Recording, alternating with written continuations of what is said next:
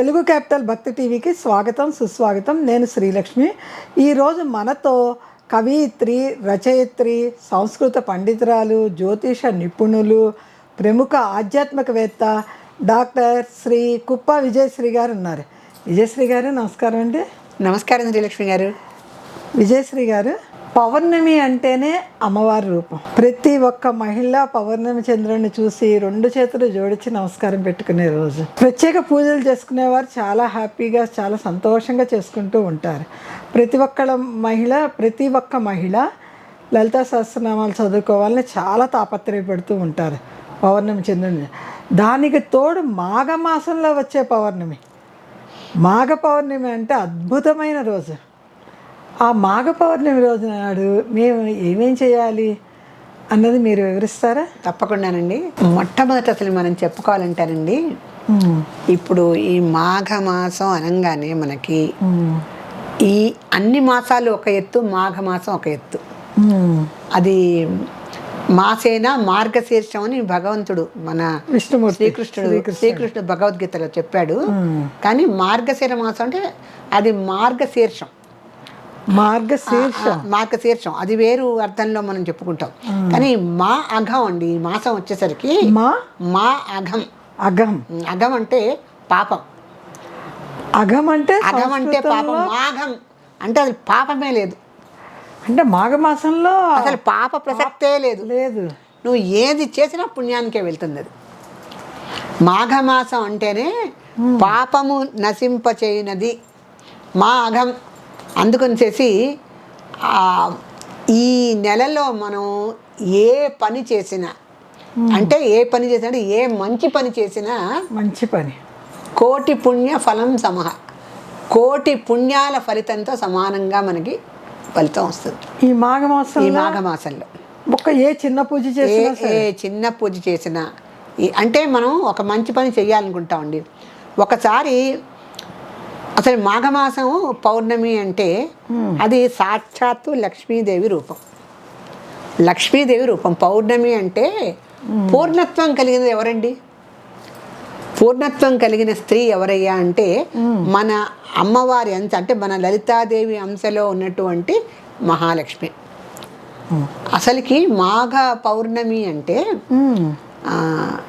ఇది పూర్తిగానండి, పౌర్ణమి అనగానే ఇది మన లక్ష్మీదేవికి సంబంధించింది. పౌర్ణమి అంటే లక్ష్మీదేవికి సంబంధించింది. అలాగే అమావాస్య కూడా లక్ష్మీదేవికి సంబంధించింది. అవును, దీపావళి అమావాస్య కదా. మరి ఆ రోజు లక్ష్మీ దీపాలు పెట్టుకుంటాం కదా. అందుకని అమావాస్య పౌర్ణమి ఏ నెలలో వచ్చినా అవి లక్ష్మీదేవికి సంబంధించినవి. కాకపోతే మాఘమాసంలో ఉన్న విశిష్టత ఏమిటంటే మాఘమాసంలో వచ్చే పౌర్ణమితో ఈ లక్ష్మీదేవి మామూలుగానే ఆవిడ లక్ష్మీ కళలతో వెలిగిపోయేటువంటి మహా ఇల్లాలు. అంటే ఆ మహావిష్ణువుకి మహా ఇల్లాలు 16 కళ్ళతో పూర్ణత్వంతో ఆవిడ ఎప్పుడు కూడా మంగళప్రదంగా దర్శనం ఇస్తూ ఉంటుంది. అటువంటి లక్ష్మీదేవిని మనము, ఆవిడెవరు? సముద్ర రాజతనయ. ఆవిడ సముద్రం నుంచే ఉద్భవించింది. అందుకని ఇప్పుడు పౌర్ణమికి, లక్ష్మీదేవికి, అందులో మాసాలన్నింటిలోకి అత్యద్భుతమైనటువంటి పుణ్యాల రాశిగా ఉన్నటువంటి ఈ మాఘమాసంలో వచ్చే పౌర్ణమికి సముద్ర స్నానం అందుకని మనం చేయాలి. అక్కడికి ఉంది లింక్. మరి పౌర్ణమి అంటేనే లక్ష్మీదేవి, ఆవిడ పుట్టిల్లేది సముద్రం. సముద్ర స్థానంలో మనం ఉంటే ఆవిడ పుట్టిల్లి దగ్గర ఉన్నట్టేగా. అమ్మవారు పుట్టిండి మనం కూడా వెళ్ళాం. ఆవిడ చుట్టాలమే మనం. మరి చాలా ఆత్మబంధువులు. ఆవిడ పరమాత్మ, మనం ఆత్మ.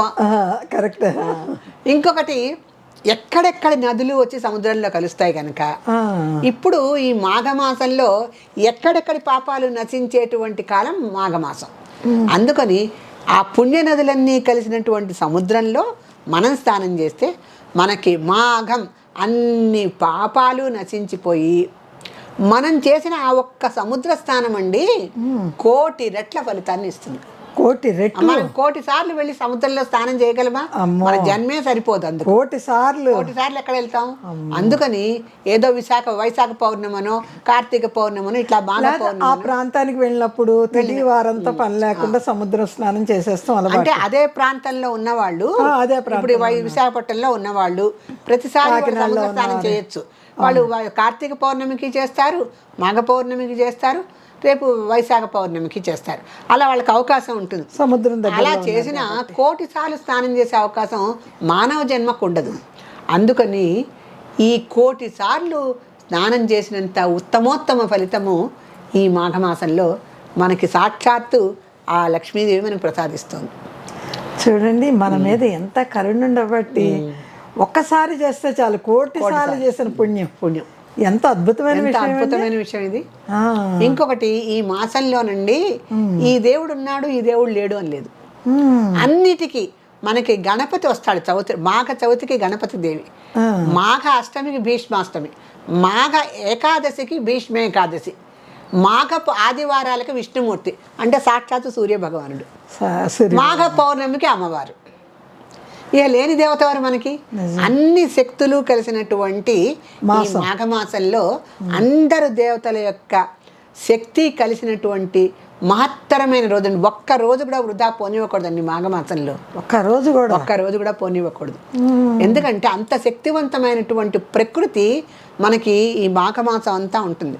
చూడండి, అటు మరీ వేడి కాదు, అటు మరీ చల్లదనం కాదు, చక్క రమణీయత అనేది ప్రకృతిలో చాలా ఉంటుంది. పువ్వులు చెట్లు అన్నీ కూడా శిశిరం నుంచి మెల్లిగా చైత్ర మాసానికి వెళ్తూ ఉంటాయి. ఆ ట్రాన్స్ఫర్ పీరియడ్ చాలా బాగుంటుంది. అందుకని మాఘమాసంలో లగ్నాలు ఎన్ని ఉంటాయి, పెళ్ళిళ్ళు ఎన్ని ఉంటాయి, అంతా శుభకాలమే. అందుకని మాఘమాసంలో పెళ్ళంటే అందరూ చాలా ఇష్టపడతారు. మంచి మనకి క్లైమేట్ అంటే మాఘమాసం అనేది పెళ్ళిళ్ళకి ఒక ట్రేడ్ మార్క్ అనమాట. ఎక్కడ చేసినా మాఘమాసంలో మీ పెళ్ళి అంటారు. అట్లా చాలా అంటే మాఘమాసంలో పెళ్లి చేస్తున్న వాళ్ళకి ఆ వైదిక మంత్రాల మధ్య వాళ్ళు ఒకటి అవుతారు కదండి, వధూవరులు ఇద్దరు. వాళ్ళ జీవితం చాలా గొప్పగా ఉంటుంది. మాఘమాసంలో పెళ్ళి అయిన వాళ్ళు మాఘమాసంలో ముహూర్తాలు కుదిరి పెళ్ళిళ్ళు అవ్వాలే కానీ వాళ్ళ జీవితం చాలా ఉన్నతంగా ఉంటుంది. అంటే ఎటువంటి అంటే ఒక సంపూర్ణత్వం ఉంది కదా ఈ మాఘమాసంలో. ఆ పూర్ణత్వం అనేది వాళ్ళ జీవితాలకు కూడా ప్రతి అంశంలోనూ కనిపిస్తూ ఉంటుంది. ఇంకొకటండి, మాఘమాసంలో ఉండే విశిష్టత ఏమిటంటే, ఈ మాఘమాసంలో సముద్ర స్నానం చేస్తాను సరే, సముద్రం మనకు లేదనుకోండి, నదే ఉంది, నదీ స్నానం చేసినప్పుడు కూడా సంకల్పం చెప్పుకొని చేస్తే సముద్ర స్నానం అంత ఫలితంట. అంటే సామాన్యంగా మనం నది స్నానం చేసినా ఎక్కడైనా సంకల్పం చెప్పుకొని చేస్తాం కదా. సంకల్పం చెప్పుకుని కొంతమందే చేస్తారు శ్రీలక్ష్మి గారు. మనకి సంకల్పం తెలుసు ఎలా చెప్పాలో. అప్పుడు ఇది మాఘమాసే శుక్లపక్షే పౌర్ణమ్యాం ఇవన్నీ చెప్పుకుంటాం మనం. అవునండి. కానీ ఇదంతా సంస్కృత భాష, ఏదో పెద్దవాళ్ళు చెప్పేది లేకపోతే అయ్యగారులు చెప్పేది అనేటువంటి లోక అపవాదం ఒకటి ఉంది కదా. దాన్ని తొలగించి మనం ఏం చెప్పాలంటే, సంకల్పం అంటే నీ మనసులో ఏముందో ఆ కోరిక నువ్వు చెప్పుకోవాలి కనుక, ఏ రోజు స్నానం చేస్తున్నావు, ఏ ఋతువులో చేస్తున్నావు, ఏ సంవత్సరంలో చేస్తున్నావు, ఎక్కడ చేస్తున్నావు అన్నీ చెప్పి అప్పుడు సముద్రుడికి ఒక దండం పెట్టు. ఆ జలదేవతకు ఒక దండం పెట్టి నదికి అంటే జలదేవత ఎక్కడైనా ఉంది కదా, నదిలోనూ ఉంటుంది సముద్రంలోనూ. అప్పుడు తల పూర్తిగా 3 సార్లు ముంచి చేస్తే అప్పుడు మాఘమాసం ఫలితం వస్తుంది. ముక్కు మూసుకొని కనపడుతుంది. ఇంకా శీర్షస్థానం కూడా నీటితో బాగా అభిషేచనం అవ్వాలి. ఇప్పుడు శివుడికి మనం పైనుంచి పోసినప్పుడు మొత్తం చల్లబడతాడంటాడు శివుడిని. అట్లాగే మన శరీరంలో ఉండే పాపాలు ఏమిటి, ఉష్ణభావాలు ఏంటి, దుష్టభావాలు ఏమిటి అన్నీ కూడా పూర్తిగా ఆ మజ్జనంతో తల పూర్తిగా ముంచి, ఎప్పుడైతే మన ఈ సహస్రార చక్రం ఉంటుందే దీన్ని బాగా నీటితో తడుపుతాము. మనం మునిగా అనుకుంటాం కానీ పక్కన వాళ్ళు చెప్తారు ఇంకా కనపడుతుంది. ముంచి ఎప్పుడైతే సహస్రార చక్రాన్ని కూడా నీటితో అభిషేకం చేస్తామో అప్పుడు మన మనసులో ఉన్న భావాలన్నీ కూడా నశించిపోయి కొంచెం మంచి అంటే దైవత్వంతో కూడినటువంటి భావాలన్నీ కూడా మనకు వస్తాయి. అంటే ఇక్కడ మాడంటే ఇక్కడ ఉంటుంది. ఈ శీర్ష భాగం చేస్తే శీర్షభాగంలో సహస్రార చక్రం ఉందిగా. సహస్రార చక్రం ఉందంటే సహస్రార చక్రాన్ని పూజిస్తే అసలుకి పితృదేవతల్ని పూజించినట్టే అని కూడా ఒక చిన్నపాటి వ్యాఖ్యానం ఉంది. పితృదేవతలకు సంబంధించింది కూడా ఉంది సహస్రార చక్రంలో. ఎందుకంటే సహస్రార చక్రానికి వెళ్ళాక మోక్షమే. ఆజ్ఞా చక్రం వరకు కూడా ఈ లోకంలో ఉండగలుగుతాం. సహస్రార చక్రానికి వెళ్ళాక పునర్జన్మ ఉండదు. అందుకని ఈ సహస్రార చక్రాన్ని కూడా నీటితో బాగా తడపాలి. తడిపిన తరువాత అప్పుడు మనం సముద్ర స్నానం అవ్వచ్చు, నదీ స్నానం అవ్వచ్చు. అంటే నదీ స్నానంలో చేసినా కూడా సముద్ర స్నానం అంత పుణ్యం వస్తుంది అనమాట. సముద్ర ఎప్పుడు సంకల్పం చెప్పినప్పుడు, సంకల్పం చెప్తే సంకల్పం చెప్పాలి. చెప్పినప్పుడు సంకల్పం చెప్పడం వల్ల ఏంటంటే నువ్వు ఎక్కడ ఉన్నది నీ చిరునామా చెప్పినట్టు. అంటే భరతవర్షే భరతఖండే మేరోర్ దక్షిణ దిగ్భాగే ఇలా చెప్పుకుంటూ వస్తాం కదా సంకల్పంలో చెప్పి. అద్యహ ఏదో విశ్వావసు నామ సంవత్సరే మాఘమాసే శుక్లపక్షే పౌర్ణమ్యం ఇవి చెప్పుకొని అప్పుడు మొత్తం చెప్పుకొని శుభతిథి శుభనక్షత్రే శుభకర్ణి అని చెప్పుకొని చివరికి ఏం చేస్తాం, అద్య అని కౌండిన్యస గోత్రోద్భవస్య విజయశ్రీనామధేయస్య అని నేను చెప్పుకుంటా, మీ గోత్రం మీరు చెప్పుకుంటారు. అలా చెప్పుకోవడం వల్ల ఏమవుతుంది, మనం ఏమిటి అనేది దేవుడికి ఒకసారి తెలియపరిచి, అంటే అనేక కోటి జనాలు ఉంటారు కదా వాళ్ళకి భక్తులు, వాళ్ళల్లో మనం ఏమిటో ఒకసారి చెప్పుకొని అప్పుడు మనం స్నానం ఆచరిస్తే ఆ సంకల్పం చెప్పిన విశేష బలంతో మనం చేసిన పాపాలని నశించిపోయి ఆ పుణ్యస్థానానికి 1,000,000 రెట్లు ఫలితం వస్తుంది.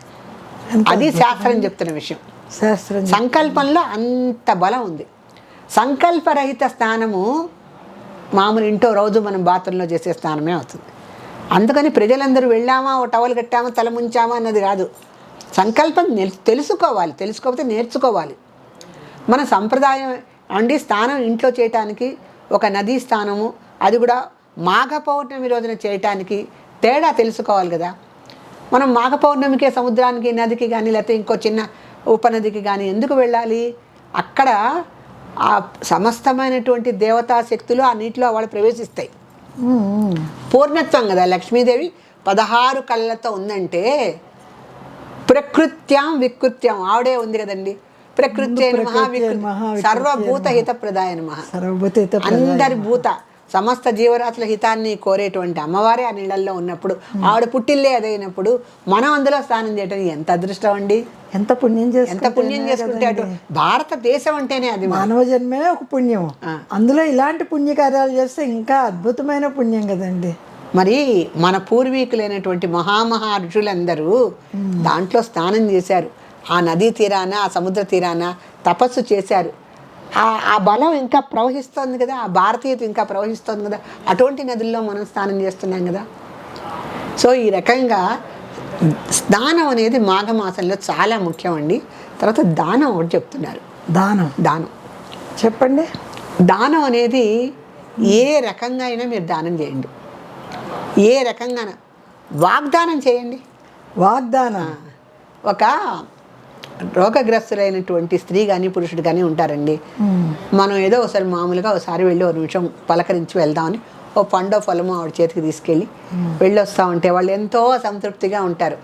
కాసేపు కూర్చోండి మా దగ్గర, కాస్త మాకు హాయిగా ఉంటుంది అంటారు. అప్పుడు ఏం చేయాలి మనం? మనము వాళ్ళ దగ్గర కూర్చునే అవకాశం లేకపోతే ఎందుకు ఒక 4 రోజుల్లో తప్పకుండా మీ దగ్గరికి వచ్చి 1 గంట సేపు కూర్చుంటానుగా అని చెప్పితే వాళ్ళు ఎంత సంతోషపడతారో. ఆ 4 రోజులకి వాళ్ళు వెయిట్ చేస్తూ ఉంటారు, మనం ఎప్పుడు వస్తామా, నా దగ్గరికి వస్తానంది, వాళ్ళు నా దగ్గరికి వస్తానని ఇంట్లో అందరికీ చెప్తారు. వాళ్ళు ఫ్రెండ్స్ అవ్వచ్చు, బంధువులు అవ్వచ్చు, ఎవరైనా సరే వచ్చి రోగగ్రస్తుల దగ్గర, అంటే ఈ ముఖ్యంగా రోగగ్రస్తులే కాకుండా వృద్ధాప్యుల దగ్గర కూడా. వృద్ధాప్యం అంటే ఇప్పుడు రోగమే కదండి, అది కూడా మామూలు వాళ్ళకే రోగాలు వస్తున్నాయి. వృద్ధాప్యం వచ్చిన తర్వాత కామన్ అయిపోయింది. అందుకని ఆర్త మనకి లలిత విష్ణు సహస్రంలో వస్తుంది. ఆర్త భీత విషణ్ణ వీళ్ళందరికీ కూడా నారాయణ శబ్దం మాత్రం సమస్తలో అంటే సమస్త పుణ్యం వస్తుందని చెప్తూ ఉంటారు. అందుకని అలా మనకి ఈ రోగుల దగ్గరికి వెళ్ళి కాసేపు కూర్చుంటామని వాగ్దానం చేసినా అది కూడా ఎంతో పుణ్యం అంట. అంటే ఆ వాగ్దానం నెరవేర్చాలి, ఇవ్వగానే సరికాదు, వెళ్ళాలి వాళ్ళ దగ్గర కాసేపు 1 గంట కూర్చొని వాళ్ళతో అచ్చటా ముచ్చటా మాట్లాడితే వాళ్ళు ఎంతో సంతోషిస్తారు. నిజమేనండి. ఈ దానం దగ్గర నుంచి అత్యుత్తమ దానం అన్నదానం కదండి. అబ్బో, అన్ని దానం శ్రేష్టం. అన్నదానాన్ని మించిన దానమే లేదు. అది కూడా ఎంతో పుణ్యం చేస్తేనే ఆ దానం చేస్తానికి కూడా మనకి అర్హత ఉంటుంది. లేకపోతే ఎంత డబ్బున్నా కూడా ఉండదు. సో అందుకని మీరు డబ్బు దానం చేయండి, వస్త్రదానం చేయండి, అన్నదానం చేయండి, ధనదానం చేయండి, వాగ్దానం చేయండి, జలదానం చేయండి, విద్యాదానం చేయండి. ఏది చేసినా 1,000,000 రెట్లు ఫలితం. 1,000,000 రెట్లు. మాఘమాసంలో 1,000,000 రెట్లు ఫలితం. ఇది మనము ఏదో చెప్పాలని ప్రజలకు చెప్పడం కాదు, ఇది శాస్త్రవిహితమైనటువంటి వాక్యం, శాస్త్రం ఒప్పుకున్నటువంటి వాక్యం గనక మనము ఈ దానము స్థానము అనేవి చాలా ముఖ్యం. అంటే మనకు అన్ని మాసాల్లోనూ పౌర్ణమి ముఖ్యమే అండి, అన్ని మాసాల్లోనూ స్థానదానాలు ముఖ్యమే. కాకపోతే కొన్ని ప్రత్యేక మాసాలు ఉన్నాయి మనకి. ఆ ఉన్న ప్రత్యేక మాసాల్లో ఎందుకు చేయాలయ్యా మనము అంటే విశేషమైనటువంటి ఫలితం వస్తుంది. ఎందుకు విశేషమైన ఫలితం వస్తుందంటే ప్రకృతి యొక్క మహిమ, మన మహిమ ఏం కాదు. మనం కార్తీక పౌర్ణమికి చేస్తాం, వైశాఖ పౌర్ణమికి చేస్తాం, మాఘ పౌర్ణమికి చేస్తాం. అసలు పౌర్ణమి వచ్చిందంటే స్త్రీలైతే ప్రత్యేకించి చక్కగా తలార స్నానాలు చేసి అమ్మవారి దగ్గరికి వెళ్ళి ఆ మల్లెపూల దండ ఆవిడకి వేసి అక్కడ లలితా శాస్త్రం చదువుకోని వాళ్ళే కనిపించటల్లా ఈ మధ్య మనకి. నిజంగా ఇప్పుడు ఎంత మంచి పుణ్యకాలం వచ్చిందంటేనండి, విద్యార్థుల దగ్గర నుంచి వృద్ధుల వరకు అందరికీ కూడా భక్తి చాలా పెరిగింది. సమస్యలు పెరిగినప్పుడు భక్తి పెరగటం కూడా సహజమే. కానీ మన భక్తితో సమస్యలు నివారించుకోవచ్చు అనే గాఢమైన భారతీయ సంప్రదాయం అందరిలో బాగా నాటుకుంది ఇప్పుడు. అది మన ప్రవచనకర్తల పుణ్యమే. వీళ్ళందరూ బాగా భారతీయత బోధించి ప్రజలందరికీ కూడా భక్తిభావాన్ని బాగా పెంచారు. సో ఈ రకంగా మాఘ పౌర్ణమికి స్థానము, దానము, ఆలయ దర్శనము, ఈ 3 ఉండాలి. ఆలయ దర్శనం ఎందుకంటే క్షేత్రజ్ఞ పాలిని అని లలితా శాస్త్రంలో మనకు ఒక నామం వస్తుంది. అవునండి, క్షేత్రజ్ఞ పాలిని. ఎందుకంటే క్షేత్రేసి ఆవిడండి, క్షేత్రానికి ఈశ్వరాలు ఆవిడ. ఆ క్షేత్రజ్ఞుడు ఎవరు? మనం. ఆ క్షేత్రం గురించి తెలిసి అక్కడికి వెళ్తున్నాం. కొల్హాపూర్లో మహాలక్ష్మీదేవి గుడి ఉంది, మన ఇంటి దగ్గర కూడా ఉంటుంది అమ్మవారి గుడి. కానీ కొల్హాపూర్ ఎందుకు వెళ్తున్నాం? ఆ క్షేత్ర మహిమ, అక్కడ మహిమ. అందుకని క్షేత్రజ్ఞులం మనం, క్షేత్రేసి ఆవిడే. క్షేత్రజ్ఞ పాలిని అని లలితా శాస్త్రంలో నామం. ఆ క్షేత్రం యొక్క మహిత తెలిసిన తర్వాత ఇంకొక మాట కూడా చెప్తారండి ఇక్కడ. క్షేత్రం అనేది మన శరీరంట. క్షేత్రజ్ఞులు ఎవరంటే లోపల ఆత్మ అమ్మవారట. చూడండి ఎంత అద్భుతమైన నామాలు అమ్మవారు. ఎందుకంటే ఆత్మస్వరూపం మనకు కనిపించదు, వినిపించదు, తెలియదు. అది ఉన్నంతసేపే శరీరం ఉంటుంది. అందుకని శరీరం క్షేత్రం అయితే దాంట్లో క్షేత్రజ్ఞుడు ఆత్మ. ఇది లలితా శాస్త్ర వ్యాఖ్యానంలో క్షేత్రజ్ఞ పాలిని అని వచ్చినప్పుడు, క్షేత్రం గురించి వచ్చినప్పుడు ఇవి చెప్తారు. క్షేత్రం అనేది శరీరం అయితే దాంట్లో క్షేత్రజ్ఞ, దాంట్లో ఉండేటువంటి ఆత్మ ఎవరంటే అమ్మవారు, ఈ లలితా శాస్త్రంలో వచ్చే నామాలకి. అలాగే ఇక్కడ మనము ఒక దానం చేసిన, ఒక స్నానం చేసిన, ఒక మంచి పుణ్యం చేసిన, పుణ్యకార్యం చేసిన, ఒక ఆలయ దర్శనం చేసిన. ఆలయ దర్శనం ఎందుకు చేయాలి? మన ఇంట్లో దేవుళ్ళు లేరా, బయటికి ఎందుకు వెళ్ళాలి అంటే, ఇంట్లో దేవుళ్ళు సంసారంలో ఉన్నటువంటి దేవుళ్ళు, బయట ఉండేటువంటి దేవుళ్ళు సంసారానికి దూరంగా ఉన్న దేవుళ్ళు. అక్కడ ఎవరు సంసారాలు, వంటలు, పని మనుషులు ఉండరు కనుక గుడిలో మనకి ఎక్కువగా ఏకాగ్రత కుదురుతుంది. ఇంట్లో మన పూజ గదిలో మనం కూర్చుంటే ఎంతసేపు ఏకాగ్రత కుదురుతుందండి మనకి? ఎన్నో బాధ్యతలు, స్త్రీలకు కావచ్చు, పురుషులకు కావచ్చు, ఇవాళ రోజున ఈ బాధ్యతలన్నీ పూర్తవుతే కానీ దేవుడి మీద ఏకాగ్రత మనకి కుదరటం లేదు. అందుకనే ఆలయ దర్శనం పెట్టారు, ముఖ్యంగా పర్వదినాల్లో. దాంతోడు పెద్ద పెద్ద పీఠాధిపతులు వాళ్ళు శ్రీచక్రాలు, యంత్రాలు, మంత్రాలతో మరి విగ్రహ ప్రతిష్ఠ చేస్తారు. ధ్వజస్తంభం ఉంటుంది. ఆలయ ప్రదక్షిణమే సర్వపాపాలని పోగొట్టుకుంటుంది. అలాంటిది మాఘమాసంలో ఇంకా ప్రత్యేకమైన ప్రదక్షిణ చేసేదాంట్లోనే ఉంది. త్రాహిమాన్ కృపయా దేవి శరణాగత వల్ల అన్యథా శరణన్నాస్తి త్వమేవ శరణం మమ. ఇంత చెప్తున్నాం మనం అమ్మవారికి. అందుకని ఆలయ దర్శనం ఒకటి చాలా ముఖ్యము. ఇవన్నీ అయిపోయిన తర్వాతనండి ఈ మాఘ పౌర్ణమికి ఒక విశేషమైన ఇది ఏమిటంటే, ఇవాల్టి రోజున మనము ఒక సుదర్శన హోమం చేస్తే ఆ లక్ష్మీదేవి ఎంత ప్రీతి చెందుతుందంటే అసలుకి. ఎందుకంటే విష్ణుమూర్తిదే కదా సుదర్శన హోమం అంటే. ఇది ఏమాత్రం వీలున్నా తప్పనిసరిగా ఈ మాఘ పౌర్ణమి రోజున సుదర్శన హోమం చేసుకున్నా, లేదు సత్యనారాయణ వ్రతం చేసుకున్నా, ఎక్కువగా చేసుకుంటూ ఉంటారు. ఇప్పుడు హోమాలు కూడా కొంచెం ఎక్కువ అయినాయి కనుక ఈ హోమ ధూపం ఉంటుంది కదండి, ఈ హోమ ధూపము ఎంతవరకు వెళ్తుందంటే అది ఎక్కడికి పోదు, కిందకైతే రాదు కదా ఏ ధూపము. ఈ హోమాగ్ని ఉన్నప్పుడు దాంట్లో ఉన్న ధూపం అంతా కూడా అదంతా పైకి వెళ్ళవలసింది. ఏది కింద అగరవత్తి అంటిది పెడితే ఆ పొగ కిందకి రాదు, పైకే వెళ్తుంది. సో ఈ హోమాగ్ని నుంచి వచ్చేటువంటి ధూపం అంతా కూడా ఏ లోకాలకి చేరాలో అక్కడికే చేరుతుంది. దాని ప్రయాణం ఏమీ ఆగదు. చేరినప్పుడు ఏ దేవతనైతే మనం ప్రార్థిస్తూ హోమం చేశామో ఆ దేవతలు సంతృప్తి చెంది మన యొక్క కోరికలను తప్పకుండా తీరుస్తారు. అందుకనే సత్యనారాయణ వ్రతం ఒకటి, ఈ సుదర్శన హోమం ఒకటి చాలా ప్రముఖంగా చెప్తారు ఈ మాఘ పౌర్ణమికి చెయ్యమని. అప్పుడు ఎలాగో అన్నదానం చేస్తాం మనం. అందుకని చేసి ఇంకా విశేషం చెప్పుకోవాలంటేనండి, మాఘ పౌర్ణమి రోజున దంపతులు ఇద్దరిని కూర్చోబెట్టి చక్క లక్ష్మీనారాయణలాగా వాళ్ళని పూజ చేసి యథాశక్తి మనం వాళ్ళని అర్చిస్తే, అంటే మనం ఏదైనా చేయొచ్చు, ధూపదీప నైవేద్యాలు చేయొచ్చు, లేదంటే వస్త్రదానం చేయొచ్చు, ఏదో ఒకటి చేస్తూ దంపత పూజ చేస్తే కూడా చాలా మంచిదని చెప్తారు. సో ఈ రకంగా మాఘ పౌర్ణమిని అంటే అన్ని శక్తులు కలిసినటువంటి మహత్తరమైన మాసం కనుకది. మళ్ళీ అన్ని శక్తులు పౌర్ణమి రోజున కేంద్రీకృతమై ఉంటాయి కనుక ప్రకృతిలో, ఆ రోజున చేసిన ఏ చిన్న పని అయినా మళ్ళీ మళ్ళీ మనం చెప్పుకుంటున్నాము 1,000,000 రెట్ల ఫలితాన్ని ఇస్తుంది. నిస్సందేహంగా ఈ విషయం మనం చాలా సంతోషం, నమ్ముకోవచ్చు, ఆచరించవచ్చు. చాలా చక్కటి విషయం వివరించారు. శ్రీమాత్రే నమః. అమ్మవారు పుస్తక రూపేణ ఎవరింటికి వెళ్తుంది, ఎవరిని అనుగ్రహిస్తుంది, లాటరీ తీస్తారా? తప్పకుండానండి. చూద్దాం ఇవాళ భాగ్యం ఎవరిని వర్ణిస్తుందో.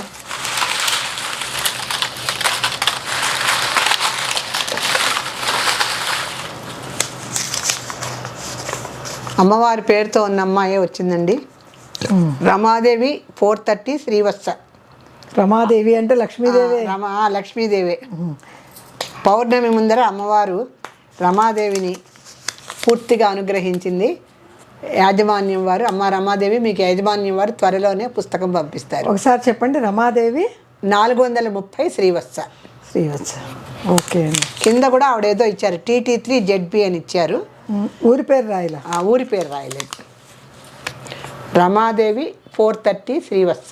తెలుగు క్యాపిటల్ భక్తి టీవీ ప్రేక్షకులకి ఒక చిన్న విజ్ఞప్తి. మీరు కామెంట్ పెట్టిన తర్వాత మీ పేరు, ఊరి పేరు కంపల్సరీ రాయండి. మాకు చాలా తేలికగా ఉంటుంది.